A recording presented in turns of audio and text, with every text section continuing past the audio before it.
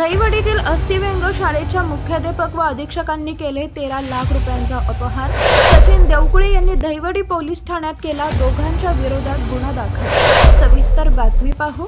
दहिवडी तालुका माण येथील अपंग कल्याण व पुनर्वसन संस्था दहिवडी मार्फत चालवल्या जाणाऱ्या अस्थिव्यंग मुलांच्या निवासी शाळेतील मुख्याध्यापक व या शाळेचे अधीक्षक यांनी संगनमताने शाळेच्या परिपोषण अनुदानातील 13 लाख रुपयांचा अपहार केल्याची तक्रार सचिन प्रल्हाद देवकुळे यांनी दहिवडी पोलीस ठाण्यात दाखल केली आहे, अशी माहिती सहाय्यक पोलीस निरीक्षक अक्षय सोनवणे यांनी दिली। दहिवडी तालुका माण येथील अपंग कल्याण व पुनर्वसन संस्था दहिवडी यांच्या वतीने अस्थिव्यंग मुलांच्या निवासी शाळा चालवली जाते।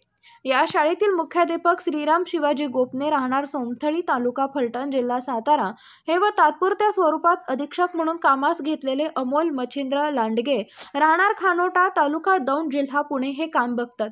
त्यांनी आपापसात संगनमत करून शाळेच्या ठरावाच्या खोट्या नकला व त्यांची वैयक्तिक कागदपत्रे बँकेमध्ये देऊन खाते काढून त्यामध्ये संस्थेला समाज कल्याण विभागाकडून सहाय्यक परिपोषण अनुदानापोटी आलेले 13,01,625 रुपये हे देऊन संस्थेची कोणतीही संमती न घेता तसे संस्थेला कोणते थांगपत्ता लागू न देता सदरची रक्कम परस्पर खर्च करून संस्थेची फसवणूक केली आहे।